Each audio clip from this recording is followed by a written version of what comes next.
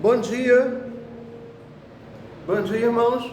Bom dia. Hoje nós estamos gravando ao vivo na sala em que funciona a nossa classe, a turma D da Escola Bíblica Discipuladora da Primeira Igreja Batista em Nilópolis.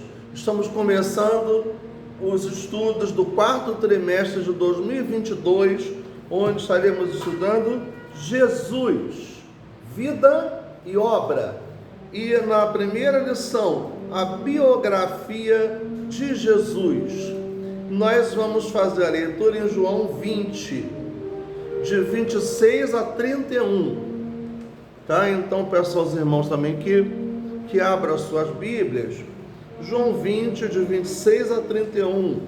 Nossas lições, nossas aulas estarão baseadas nos livros do Novo Testamento. Lembrando que haverá também aí uma comparação com os do Antigo Testamento, porque na verdade o Novo Testamento é o que? É um cumprimento das profecias, das promessas que Deus fez à humanidade, ao seu povo, por meio dos profetas, e que vai se cumprindo a partir de Jesus. João 20, de 26 a 31, é um trecho bíblico muito conhecido, que é João 20, porque fala sobre Tomé. Nos diz então a palavra de Deus: e 8 dias depois estavam outra vez os seus discípulos dentro, e com eles Tomé. Chegou Jesus, estando as portas fechadas, e apresentou-se no meio e disse: paz seja convosco. Depois disse a Tomé: põe aqui o teu dedo e vê as minhas mãos, e chega a tua mão e mete-a no meu lado, e não sejas incrédulo, mas crente. Tomé respondeu e disse-lhe: Senhor meu e Deus meu. Disse-lhe Jesus: porque me viste, Tomé, creste? Bem-aventurados os que não viram e creram. Vamos falar juntos?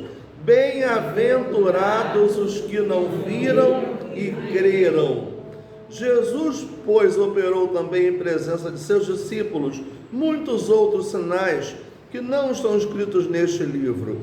Estes, porém, foram escritos para que creiais que Jesus é o Cristo, o Filho de Deus, e para que, crendo, tenhais vida em seu nome. Bem, a biografia de Jesus, então aqui seria o que? A história da vida de Jesus, um tema conhecido por todos nós, estudado, e que sempre vale a pena estudar mais um pouco, porque há sempre novas variantes, novas formas de enxergar aquilo que a Bíblia tem para nos dizer. Nós vamos estar orando, pedindo a Deus a orientação para esse estudo. Senhor Deus, toma-nos em tuas mãos, ó Pai, dá-me sabedoria, instrui-nos, ó Pai, que o teu Espírito Santo tome a direção daquilo que aqui está sendo e estará sendo feito, ó Pai, em nome de Jesus. Amém. Amém. Bem, vemos aí, Jesus é a pessoa central da Bíblia, então podemos dizer claramente que Jesus é o protagonista da Bíblia. Por que o protagonista? Porque é o principal personagem, protagonista da Bíblia. Protagonista é o principal ator, o principal personagem, protagonista da Bíblia. E além de ser o protagonista da Bíblia, ele também tem que ser o protagonista das nossas vidas, já que decidimos viver segundo a sua vontade, já que decidimos seguir os seus caminhos. Bem, aqui em Hebreus 1 e 2, clímax da revelação do Pai, a graça revestida de humanidade, João 1,14, e o verbo encarnado, João 1, de 1 a 3. E o Verbo se fez carne e habitou entre nós, e vimos a sua glória, como a glória do unigênito do Pai. Isso está no Evangelho segundo João. A sua história de amor sacrificial, de entrega plena e de doação pela missão, reflete o propósito eterno de redenção da humanidade. Os fatos que ornamentam essa história, a sua biografia, encontram-se nos sinóticos, como são chamados os evangelhos de Mateus, Marcos, Lucas, que o cultivarem similaridades e sequências de fatos, ou seja, eles estão retratando os mesmos fatos sob óticas diferentes, sob visões diferentes, né? Deixando evidente a humanidade de Jesus, apresentando-o como homem, e pelo Evangelho de João, que enaltece a sua divindade e o apresenta como Deus. Jesus, o homem, Deus. Jesus realizou muitos milagres, maravilhas extraordinárias que encantaram, mas também provocaram inquietações diversas. Só realizou milagres? Não. Jesus ainda realiza milagres e realizará, porque Ele é Deus, foi, é e será eternamente. Olhando para o texto bíblico, destaque, percebemos que os milagres eram construtivos e pedagógicos, traziam à tona o poder e a grandeza de Jesus Cristo, o Messias divino. Seus feitos ficam além da possibilidade de catalogar, ou seja, se tornam incontáveis, muito além daquilo que foi revelado, que foi registrado na palavra de Deus, que é a Bíblia. Excede a capacidade de registro plena, absoluta e integral, conforme está em João 21, 25. Entrar em contato com a sua biografia, observando os destaques que a compõem, mostra a sua essência, promessa e missão. Então, os milagres, se tiverem esse papel construtivos e pedagógicos, não foram milagres feitos para exibição, foram milagres que aconteceram para mostrar que Ele é o Filho de Deus, porque Ele é Deus. Então, quando nós falamos dos milagres de Jesus, nós estamos vendo uma forma de aprender, e os milagres aconteceram segundo a sua vontade, e acontecem até hoje segundo a sua vontade, mas de uma forma clara e objetiva para a sua própria glória. A glória é de Deus, não é nossa, No item 1, Jesus é o Filho do homem. Então, Filho do homem. O que significa, então, Filho do homem? Essa expressão, citada principalmente pelo evangelista João, Filho do homem. Filho do homem significa o quê? Filho de Deus. Uma expressão muito comum nas páginas das Sagradas Escrituras, principalmente no Novo Testamento. O Filho do homem apareceu pela primeira vez aonde? Em Mateus 8, 20, para confrontar o escriba que afirmava segui-lo por qualquer lugar, independente de situações ou circunstâncias, e consequentemente para colocar à prova os que desejavam caminhar com ele, seguindo-o na trajetória da vida. A esse respeito, a voz profética nos encanta quando constatamos o que disse Deuteronômio 7, 13 e 14. O que relatou o profeta era incomum a um simples mortal, a qualquer pessoa que fosse detentora de alguma coroa dos reinos de então. Então lembramos em Deuteronômio 7, lá no Antigo Testamento, né? Já se falava de Jesus. Vemos também a afirmação profética encontra agasalho na expressão de Mateus 26:64. Encontra-se respaldo, agasalho é esse sinônimo de respaldo, confirmação. Ao afirmar essas palavras diante do Sinédrio, Jesus angariou a fúria do sumo sacerdote, que rasgou as suas vestes e o acusou de blasfêmia. Tal atitude conquistou outras vozes que proclamaram ser e ele réu de morte. Mateus 26, 65 e 66. Ou seja, ali não creram que Jesus era o Filho de Deus. Para o sumo sacerdote, Jesus ali era um impostor, um falso profeta. E o que não é verdade. Os olhos do profeta Daniel, guiados por Deus, atravessaram os séculos e vislumbraram o triunfo do Filho do Homem, para quem todas as coisas convergem. Então nós vemos aí como que a expressão Filho do Homem se repetiu em diferentes passagens bíblicas, né?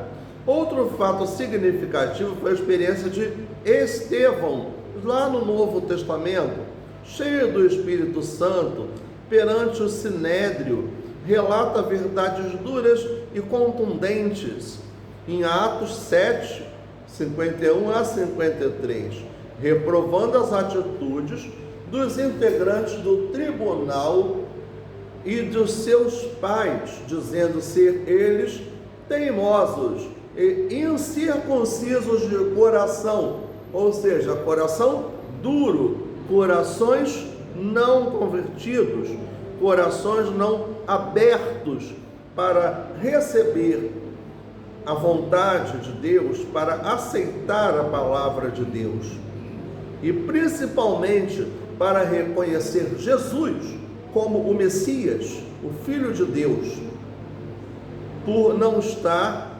atendendo aquilo que eles queriam que fosse, um líder político, um líder militar, mas a missão de Jesus foi o que? Uma liderança espiritual, a libertação da escravidão, do pecado, não da escravidão do domínio do Império Romano, como eles ali esperavam que fosse. Foi exatamente diante daquelas autoridades que afirmou: eis que vejo os céus abertos e o Filho do Homem em pé à direita de Deus. Atos 7 a 56. Estevão viu aquilo, Estevão teve aquela visão, e aquela visão de Estevão não foi fruto da sua imaginação, não. Foi uma revelação do Espírito de Deus para ele, né? Está em Atos 7 a 56. Aqui tem um trecho que vale a pena a gente levar em conta, que foi um exemplo, um mau exemplo dos líderes judeus, que nos diz o seguinte: que cena triste pela forma cruel e desumana de uma liderança que deveria ter discernimento, conhecimento, entender as coisas, senso de justiça e julgar sem parcialidade, sem levar em conta aquilo que era do seu interesse, lendo com nitidez os acontecimentos do tempo e dependendo de Deus para se posicionar com correção, humanidade e amor. Mas também uma cena gloriosa, pois ver os céus abertos e o Filho do Homem em pé à direita de Deus foi amparo nas agressões que lhe sucederam, segurança para enfrentar a realidade do martírio e a certeza do triunfo sobre a morte. Então ali aqueles sacerdotes foram juízes maus, foram juízes infiéis, pois não creram na palavra e eles creram nas suas próprias vontades, Eles estavam defendendo os seus próprios interesses. Era um julgamento parcial. A identificação de Jesus como Filho do Homem nos remete à sua humilhação e sofrimento, realidades marcadas pelo seu nascimento, pelo exercício do seu ministério, por ter sido traído, negado, preso e morto, mas também por sua exaltação instrumentalizada na ressurreição e promessa de sua volta, evidenciando a sua notável e gloriosa divindade. Além de ser filho do homem, que nos retrata o que? A natureza divina de Jesus, o Filho de Deus. Jesus também, filho de Davi. Então, filho de Davi, por que filho de Davi? Isso mostrando a natureza humana de Jesus. Então aqui, filho do homem, a natureza divina. Filho de Davi, a natureza humana. Então Jesus foi filho de Davi, filho carnal de Davi, do rei Davi? Não, não foi. Jesus veio da descendência de Davi, porque o seu pai terreno, José, era da descendência de Davi. Então aqui... É interessante isso aí, esse negócio, isso me deixou um pouco de dúvida. Seu pai terreno, no entanto, José não era pai terreno de Jesus. Não, cumpriu o papel, né? Cumpriu o papel de pai terreno, de pai adotivo, porque sendo filho de Deus, Jesus foi gerado a partir do Espírito Santo, né? Então a ligação terrena segundo a carne está em Romanos 1:3, vista na árvore genealógica, uma exposição cronológica sobre os ascendentes. Explica o que é ascendente. Ascendentes, ou seja, quem veio antes, né? Descendentes É quem veio depois. Então vemos aí que essa genealogia de Jesus, que está em Mateus 1, de 1 a 17, ensina várias ligações. Entre elas, há um propósito eterno que se manifesta no tempo. O ser humano é indispensável aos ideais divinos. As gerações se comunicam através da família. Os problemas e lutas fazem parte da vida, mas não determinam sobre ela, não dominam, tá? Essa quer dizer, apesar da fragilidade humana, o poder de Deus, sua misericórdia e sua graça sempre estarão presentes na vida de todos nós, né? Então aí pessoas podem mudar, ser restauradas e ocupar lugar de honra na história. E Jesus veio mostrar o quê? Mostrar glória no simplicidade, exaltar os humildes. E humildes por quê? Por ser pobre? Não somente por ser pobre, mas por poder saber que a humildade é reconhecer a sua falibilidade, é se colocar como dependente de Deus. Também aponta para o fato de o Messias ser o filho de Davi, pertencer à sua linhagem, egresso da tribo de Judá, pela pessoa de José, seu pai adotivo, e de Maria, sua mãe, instrumentos para a encarnação do Verbo. A promessa de uma dinastia que jamais teria fim parecia ter fracassado a partir da morte de Salomão, né? E dos seus descendentes da divisão do reino. Explica, Professora Jália. É porque, Pode falar. explica o que quer dizer a encarnação do Verbo. A encarnação do Verbo, a forma humana de Jesus, sendo Deus. Exato. Sendo Deus. Jesus, o homem Deus. Não é? Então, aqui, ó, filho de Davi, isso é o que? A natureza humana. Filho do homem, a natureza divina. Encarnação aí tem a ver com. A gente lembra de carne. E carne, a vida humana, né? Então, essa dinastia de Davi não prevaleceu pelos seus descendentes diretos, porque tivemos o reino dividido após a morte de Salomão. Mas esse reino eterno da descendência de Davi diz respeito a Jesus, por ser descendente de Davi. Então aqui, Jesus é, portanto, verdadeiramente o Messias. Messias, o Filho de Deus, aquele prometido por Deus para libertar o seu povo, para resgatar a humanidade consigo mesmo, com o próprio Deus. Integrante da família real do homem, segundo o coração de Deus e seu ungido, para anunciar um novo tempo, o ano aceitável do Senhor, as novas de redenção e as virtudes daquele que pôde transportar das trevas para a sua maravilhosa luz.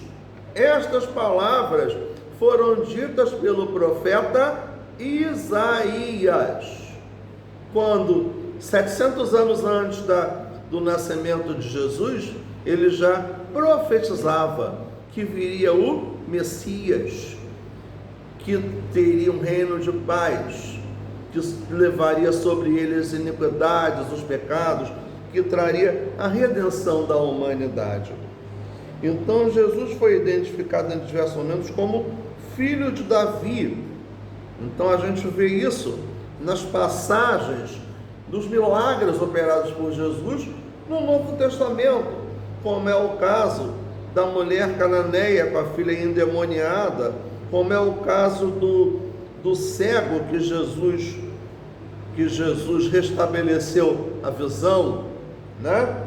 Aqui nos diz o que Jesus falou: eu sou a raiz e a geração de Davi, a brilhante estrela da manhã.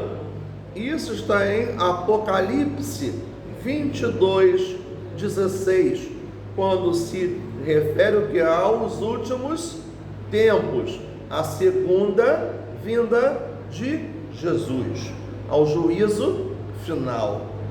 No item 3, Jesus é o Filho de Deus. A obra redentora de Jesus é a expressão máxima do amor divino. Expressão máxima do amor divino, né? Redenção,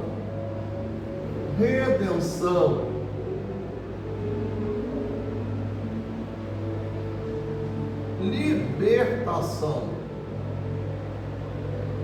Como sempre eu tenho falado, comentado os versos, né, do hino 125, que diz: na redenção firmado estou, meu cativeiro já findou, contente cantarei louvor ao meu glorioso Redentor.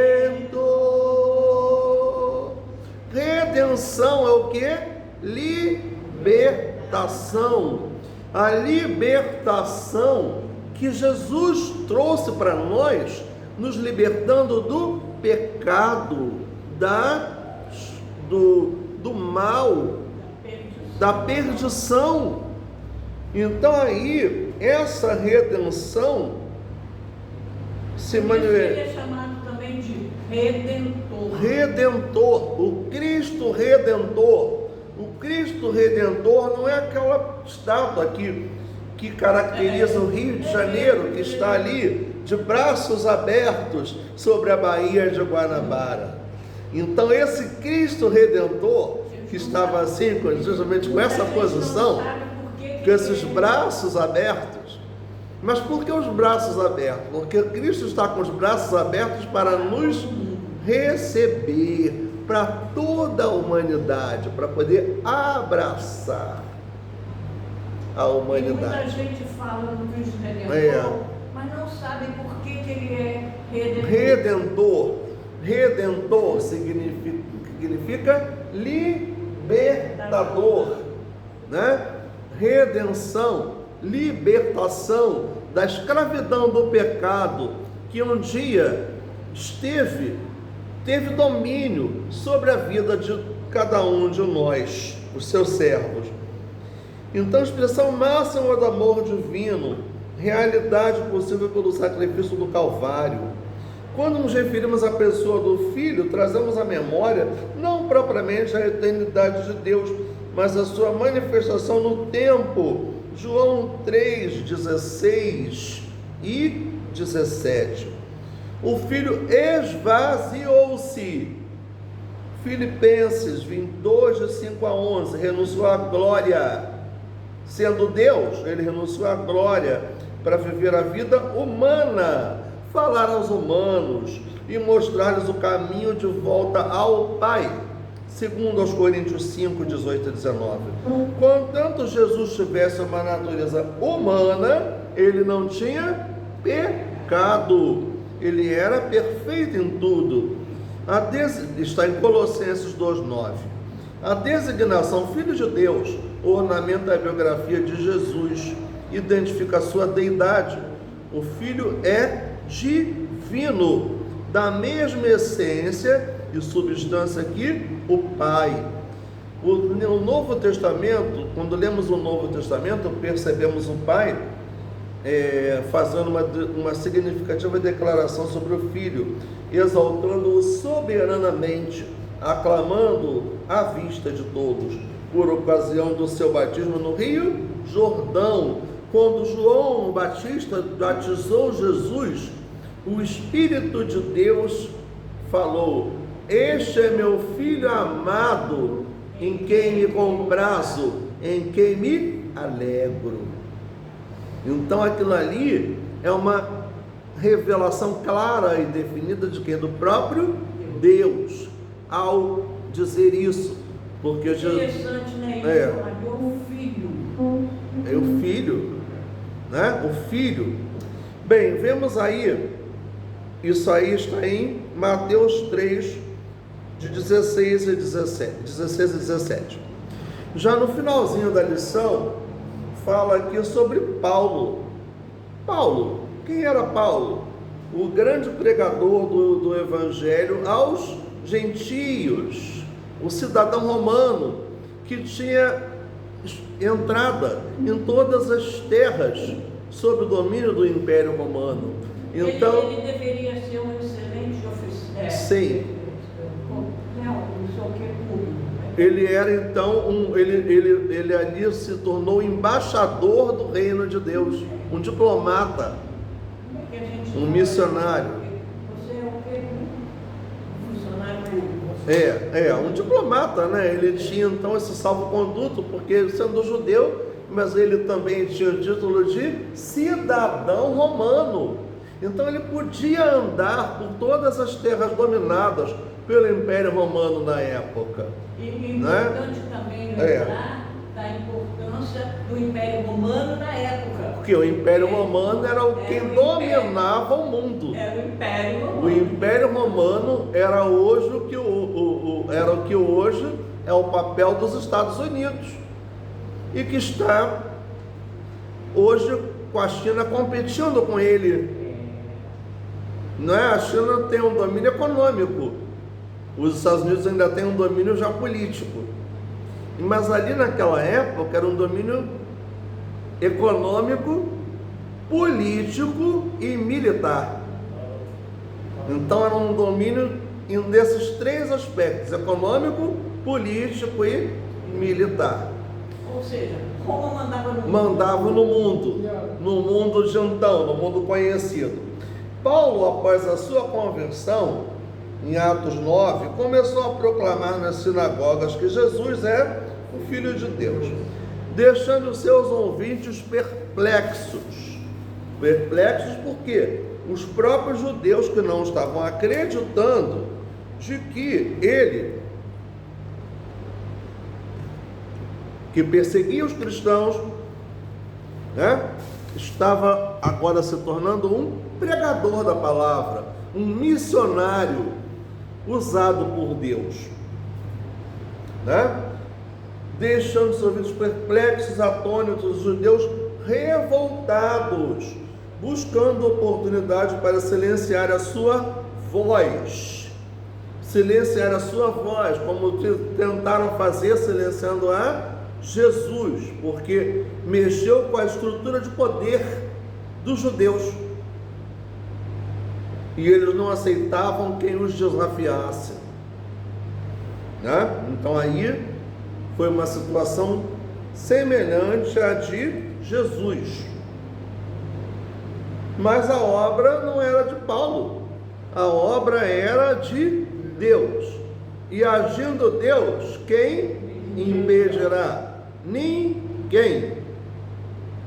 O que for da vontade de Deus se cumpre, se cumpriu e se cumprirá. Em Gálatas 1, 15 e 16, o apóstolo, falando aos gentios do seu encontro com Cristo, proclama que Deus, o Pai, achou por bem revelar a ele o seu Filho, acrescentando que o fizera como a um abortivo. 1 Coríntios 15, 8. Esse tema, Filho de Deus, foi muito usado em sua pregação como porta-voz do céu entre os homens.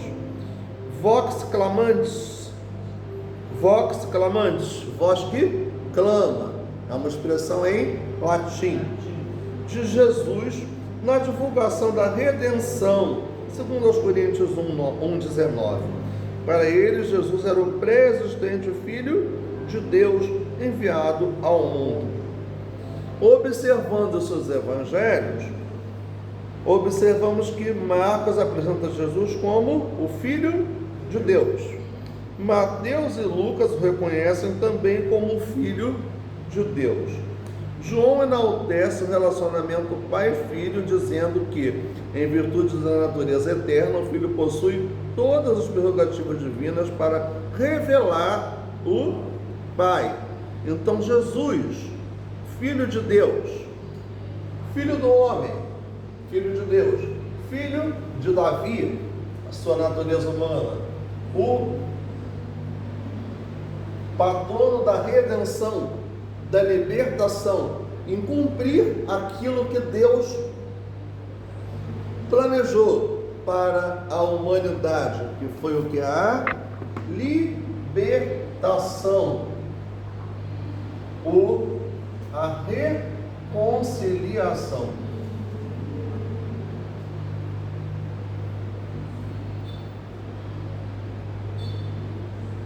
Humana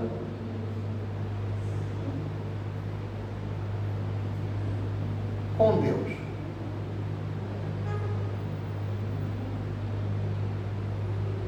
Então esse é o objetivo principal da obra redentora de Jesus. Então aqui, a biografia de Jesus, ela mostra a sua humanidade, a sua divindade e evidencia a sua missão. Aqui no finalzinho da nossa lição, no Para Pensar e Agir, que está um pouquinho diferente, de outras revistas, destaca-se aqui o segundo e terceiro item que eu estarei lendo aqui.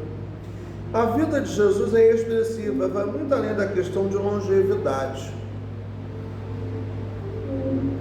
Ela evidencia essência, qualidade, modalidade nova, vida plena que emana da graça, mediante a fé. Efésios 2, 8 e 9. Porque pela graça de Deus sois salvos, mediante a fé. E isso não vem de vós, vem de Deus, né? É pela graça de Deus. Não vem das obras para que ninguém se glorie, porque não é um mérito nosso, é um mérito divino. E que reflete a missão de Cristo como o Cordeiro de Deus que tira o pecado do mundo. João 1, 29. Esse Cordeiro é o mesmo Cordeiro, né? A mesma alusão ao Cordeiro que teve o seu sangue tingido nas portas das casas dos filhos de Israel e que livrou os primogênitos de Israel da morte, daquele espírito de morte que abateu-se sobre o Egito, quando houve a instituição da Páscoa, da libertação do povo judeu.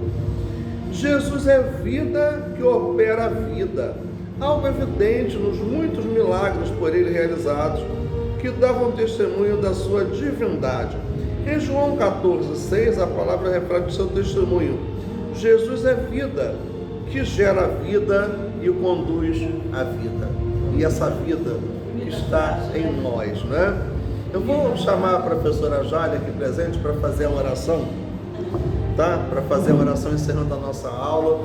Numa das raras oportunidades, estávamos gravando ao vivo aqui na própria classe, né? E nós estamos hoje, fica aqui de frente, por favor, para poder aparecer também, né? Nós estaremos orando aqui de frente para poder aparecer. Oremos com a professora Jália. Senhor nosso Deus, nós queremos te agradecer a beleza e a importância desse estudo que fizemos. Podemos recuperar aquilo tudo que já aprendemos um dia sobre a divindade de Jesus Cristo, sobre o amor de Deus em nos ter fornecido, permitido que Jesus viesse ao mundo para nos salvar. Nós te agradecemos por essa lição e queremos te pedir pelas nossas vidas, Senhor, para que possamos vivê-la de acordo com a tua vontade. Nós oramos assim, em nome de Jesus. Amém. Amém. Nós estaremos no próximo domingo, né, aqui presente, né, dando continuidade à nossa lição e colocamos aí à nossa disposição, pedindo a todos os irmãos que continuem orando pelo nosso país, pela condução do nosso país.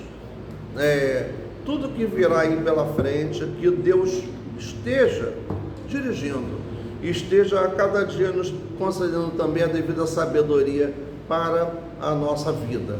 Muito obrigado pela atenção de todos e um bom domingo, uma excelente semana a todos nós, em nome de Jesus. Amém.